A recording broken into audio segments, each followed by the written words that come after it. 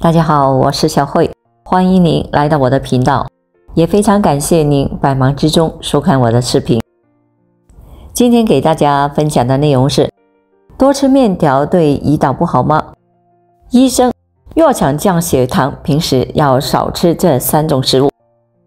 众所周知，血糖水平偏高的人在日常的生活当中是不能够吃糖分高的食物，这是众所周知的一种常识。病如其名，平时过多的摄入糖分就有可能会使血糖的水平升高，并且会容易诱发高血糖或者是糖尿病的出现。一旦患上糖尿病这种疾病，就需要终身的服用降糖药，或者是去注射胰岛素，来为这属于是一种困扰终生的一种慢性代谢型的疾病。而根据血糖防治指南当中的内容表明，在正常的情况下，空腹血糖水平应该保持在 3.9 至 6.1 毫摩尔每升之间，而餐后2小时的血糖标准也应该是保持在小于 7.1 毫摩尔每升。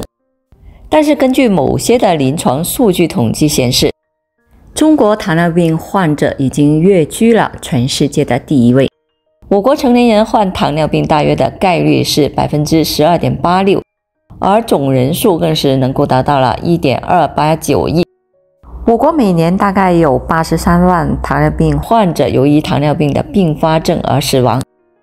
那么为什么糖尿病会如此高发呢？绝大多数的糖尿病患者一直以来都是有着一个共同的特征，那就是比较胖，因为平时会经常的暴饮暴食，也爱吃一些高热量的食物，这就容易带来了营养过剩，所以胰岛的负担就会有所加重。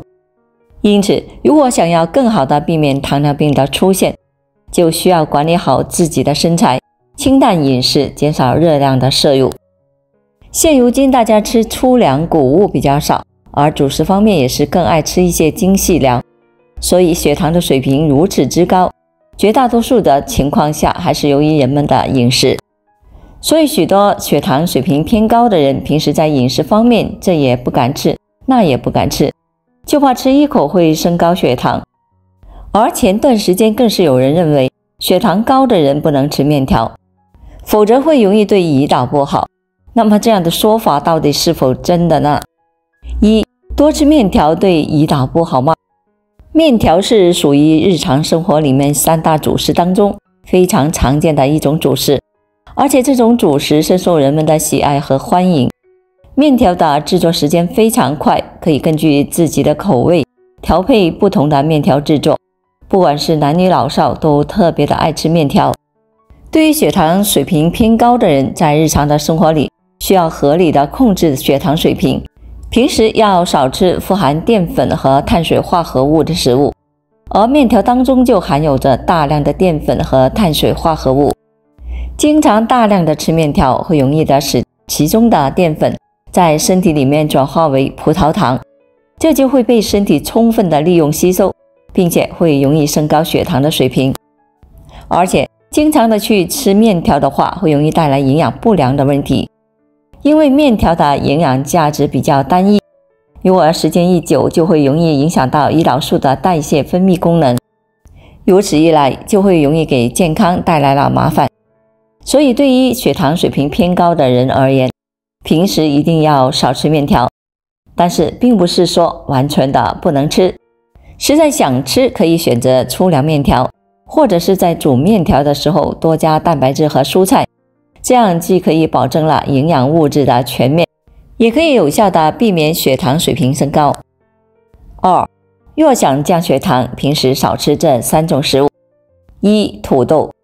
土豆当中含有大量的碳水化合物和淀粉，作为食物来吃的话，会容易的升高人们的血糖水平。糖尿病患者若是在日常的生活当中过量的去吃土豆，就会容易使餐后的血糖水平飙升。土豆当中的淀粉进入到身体里以后，会转化为葡萄糖，这就会容易增加胰岛消耗糖分的工作负担，影响正常的血糖水平。所以血糖水平偏高的人而言，需要的减少土豆的摄入量，而且尽量的以蒸煮的方式食用。吃土豆的同时要减少主食的摄入量，这样才能够保证碳水化合物的平衡，降低血糖的负荷。此外，也要掌握合适的烹饪方式，建议蒸煮比较好，不会对血糖产生太大的影响。如果是炸薯条或者是土豆泥，会在一定程度上提高土豆的热量，不利于血糖控制。2. 高脂肪食物。如果想要更好的血糖水平，就需要掌握正确的方式来使指标保持稳定。平时也要尽量可能的少吃一些高脂肪的食物。高脂肪的食物吃起来特别的好吃，而且吃进肚子里以后也能够给身体带来幸福感。但是经常吃高脂肪的食物不仅会影响身材，也会容易使血糖水平升高，而且还会降低体内的胰岛素敏感性，升高血糖。时间一久就会容易诱发糖尿病并发症的出现。所以为了维护血糖水平的稳定，在日常的生活里面就要少吃一点高脂肪的食物，比如五花肉、动物内脏、油炸食品等。3. 粽子。粽子这种食物是由糯米制作而成的，而糯米当中就含有大量的碳水化合物，能够给我们的身体提供能量。但是如果你的血糖水平在升高，此时就不建议大家再去吃粽子了，否则就会容易使碳水化合物在身体里面形成了糖分，使血糖的水平进一步的升高。如果实在想吃的话，一定要减少其他主食的摄入，并且不能够长期大量吃，否则就会容易使血糖水平不断的飙升，对血糖控制产生不利的影响。3. 糖尿病患者在饮食方面要注意哪些问题呢？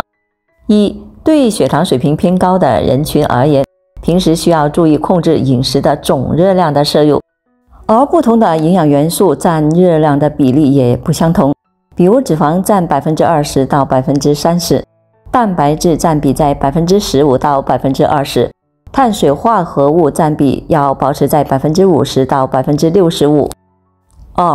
日3餐要保持一个定时定量，不要吃太饱，7分饱就可以了。如果感觉到饥饿，可以在2餐之间再加餐，尽量吃含糖量低的水果，而每天食用水果的量不宜超过200克，切勿大量的吃。而对于血糖控制不佳的患者，则暂时的不建议吃水果。3.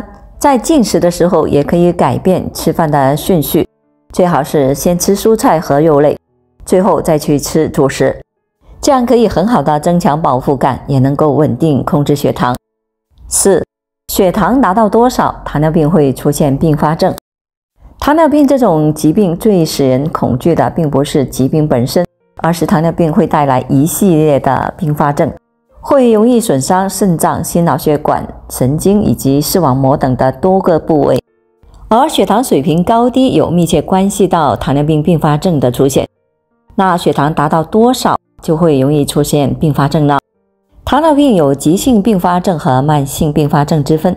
如果血糖超过了 16.7 毫摩每升，则需要警惕急性并发症和糖尿病酮症酸中毒，或者是高渗高血糖状态的可能。如果血糖长期的高于正常范围，则需要警惕慢性并发症，如糖尿病肾病、糖尿病视网膜病变等的发生。1. 急性并发症。急性并发症和瞬间的高血糖有着密切的联系。如果血糖超过了 16.7 毫摩每升，则很容易出现急性并发症，如糖尿病酮症酸中毒或者是高渗高血糖状态，需要及时的到医院正规降糖治疗。2. 慢性并发症。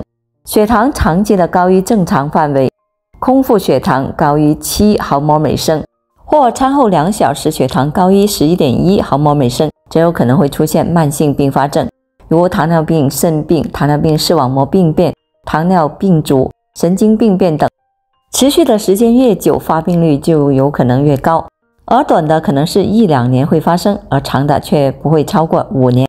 所以在日常的生活里，大家一定要采取合理的措施，去积极的控制血糖，才能够更好的预防并发症，减少血糖水平升高对身体的损伤。